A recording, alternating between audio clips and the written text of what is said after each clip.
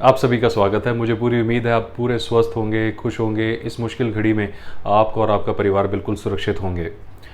European union ने एक proposal को अप्रूव किया है। 27 यूरोपियन यूनियन कंट्रीज़ ने एक प्रपोज़ल रखा था कि ट्रैवल को रिज्यूम कर देना चाहिए और एंट्री उन फॉरेनर्स की अलाउ कर देनी चाहिए जिन्होंने वैक्सीनेशन ले लिया है। ये प्रपोज़ल वैसे तो काफ़ी पुराना है, बहुत पहले रख दिया गया था, महीने से ऊपर पहले रख दिया गया था, लेकिन इसको 3 मई को ऑफिशियल अप्रूवल मिल गया। यानी यूरोपियन यूनियन ने इसे अप्रूव कर दिया कि बिल्कुल ठीक है और जो भी ट्रैवलर्स हैं जो वैक्सीनेटेड हो चुके हैं उनको एंट्री मिल जाएगी। ये पेंडेमिक जब शुरू हुआ था मई जून में, जब ये थोड़ा सा पीक पे चल रहा था, जब फेज़ 1 था, इसका फेज़ 1 कह दो या वेव 1 कह दो, तब हम लोगों ने ये फोरकास्ट किया था, तब आपने और हमने ये बात की थी, ये फोरकास्ट होगा कि आने वाले टाइम में सर्टिफिकेशन मैंडेटरी होगा कि आपने कोविड का टेस्ट कराया हुआ और आप एक नेगेटिव हैं, वहाँ पे जा सकते हैं, आपको कोई प्रॉब्लम नहीं है। तो वो हमने देखा इम्प्लीमेंट हुआ। फिर दिसंबर में यही चीज़ हमने डिस्कस की थी और फिर आपको यही चीज़ हमने बताया था कि आने वाले टाइम में वैक्सीनेटेड ट्रैवलर्स को ही अलाउ किया जाएगा। अब वो चीज़ भी रियलिटी बनती दिख रही है। अभी वो इम्प्लीमेंट कब होगा, अब ये भी हम लोग अच्छे से जानते हैं। आप और हम जब भी बातें करते हैं, ये बताते हैं हम लोग कि काफ़ी अनाउंसमेंट्स होती रहती हैं और उनके इम्प्लीमेंटेशन में जब तक हमें रिजल्ट नहीं दिखता तब तक हम कुछ भी नहीं कह सकते। यहाँ पे बात कुछ और है। यहाँ पे बात यह है कि ये यूरोपियन यूनियन का प्रपोजल अप्रूव होना, यानी इसमें टाइम नहीं लगेगा। आने वाले कुछ समय में ये अप्रूव कर दिया जाएगा, अप्रूव तो हो ही चुका है, इसको इम्प्लीमेंट कर दिया जाएगा और फिर जो लोग वैक्सीनेटेड हो चुके होंगे उनको एंट्री भी अलाउ कर दी जाएगी। अब इसके क्या क्या प्रोटोकॉल्स निकलेंगे, क्या रूल्स रेगुलेशंस होंगे, ये आने वाले कुछ दिनों में पता चल जाएगा। तो ये तो काफ़ी अच्छी न्यूज़ आप इसे कह सकते हैं, काफ़ी अच्छा स्टेप इसे कह सकते हैं यूरोपियन यूनियन का। अब ये तो हो नहीं सकता कि जितना लंबा चलता रहे और सारा ट्रैवल टूरिज्म बस बंद ही रहे। This is not right. बहुत ही मिलियंस, लाखों करोड़ों लोग पूरे वर्ल्ड वाइड इससे एम्प्लॉयड हैं। अब इसका बिल्कुल पूरी तरीके से सस्पेंड हो जाना तो बहुत ज़्यादा अनएम्प्लॉयमेंट की सिचुएशंस को क्रिएट कर देगा काफ़ी सारे देशों में। तो उसको फाइट करने के लिए सभी कंट्रीज़ कुछ ना कुछ ऐसे प्रोग्राम्स निकाल रहे हैं कि अपने ट्रैवल को रिज्यूम कैसे करें, किस तरीके से करें, क्या क्या प्रोटोकॉल्स निकालें, और वो सारी चीज़ें हमें न्यूज़ में सुनने को भी मिलती हैं, देखने को भी मिलती है। अब जब ये प्रपोजल फाइनली अप्रूव हो चुका है तो मुझे नहीं लगता कि हमें जुलाई से ज़्यादा इसका वेट करना पड़ेगा। ऐसा लगता है कि ये न्यूज़ जून में भी सुनाई दे सकती है, बट ऐसा हमें लगता है कि जुलाई में इसे पूरी तरीके से इम्प्लीमेंट कर दिया जाएगा और उसके बाद आप यूरोप में कंट्रीज़ में घूम सकते हैं, किसी भी अपने शेंगेन एरिया में या यूरोपियन ईयू कंट्री में कहीं पर भी आप जाके घूम सकते हैं। तो ये काफ़ी एक अच्छी न्यूज़ है, एक ट्रैवलर पॉइंट ऑफ व्यू तो काफ़ी अच्छी न्यूज़ है। अब इसके बाद सबसे बड़ा क्वेश्चन आता है कि कब वीज़ा विंडोज़ ओपन होंगी अगर ये अनाउंस कर दिया गया है तो। जैसा कि मैंने बताया कि जून में काफ़ी प्रोस्पेक्ट्स हैं, जून सेकेंड हाफ में प्रोस्पेक्ट्स हैं इसके ओपन होने के, या जुलाई में ये वीज़ा विंडोज़ शेंगेन एरियाज़ के ओपन होने शुरू हो जाएंगे।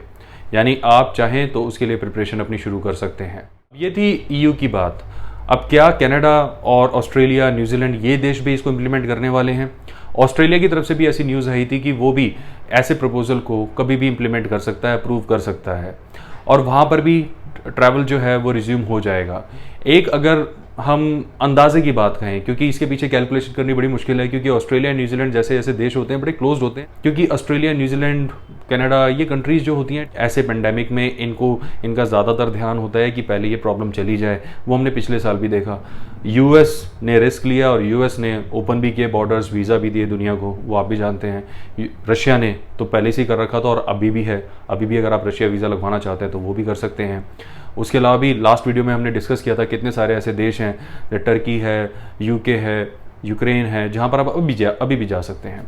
अब यहाँ पे कनाडा, ऑस्ट्रेलिया, न्यूजीलैंड जैसे देश, हमें लगता है कि अगस्त में इनकी तरफ से भी सारा रिजम्पशन हो जाएगा, हो जाना चाहिए।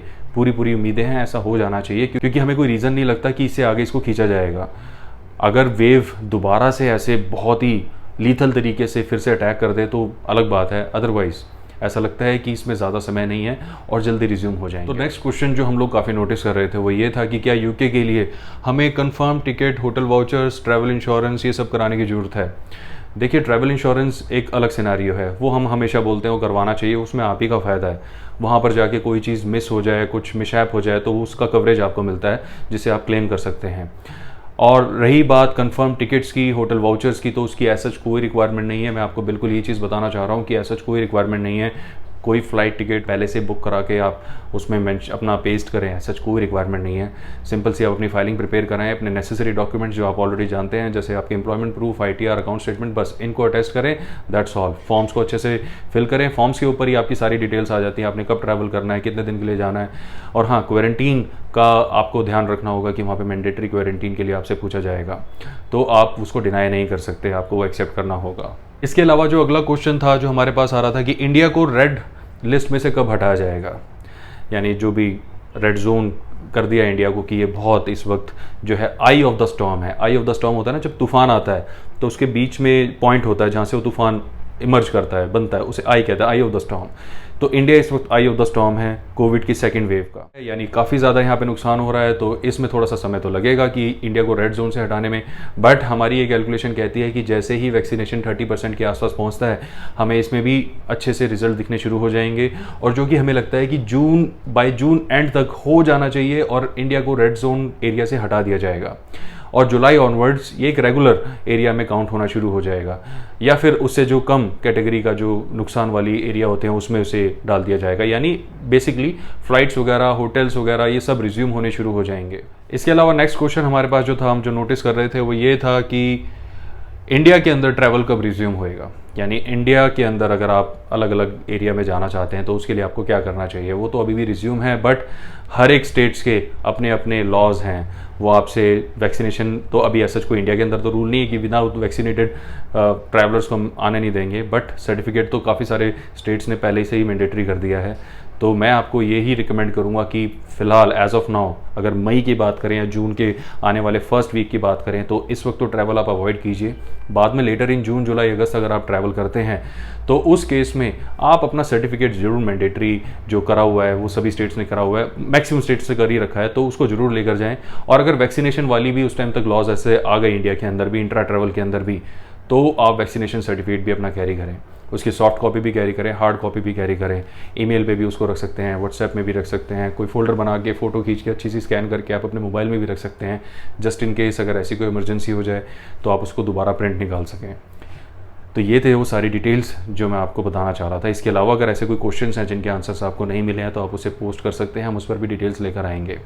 और भी काफ़ी सारे अपडेट्स हैं जो होते रहते हैं, तो जो हमें लगता है रेलेवेंट है, आपको जानने की ज़रूरत है, तो उसको लेकर हम डेफिनेटली आपके पास आएंगे। तो अपना ध्यान रखें, अच्छे से अपना ध्यान रखें, कहने की बात नहीं है, बट स्टिल फिर भी मैं आपको रिमाइंड कराना चाहता हूँ कि बिना मास्क के तो बिल्कुल ना निकलें, और जब भी वापस घर पे आएँ तो सबसे पहले अपने हाथ मुँह धोएं, सैनिटाइज़ करें, हो सके तो जस्ट टेक अ शावर। कितनी देर लगती है? 5 मिनट का टाइम है। तो बस यही सारी डिटेल्स थी। मुझे उम्मीद है आप और आपके परिवार स्वस्थ रहेंगे। धन्यवाद।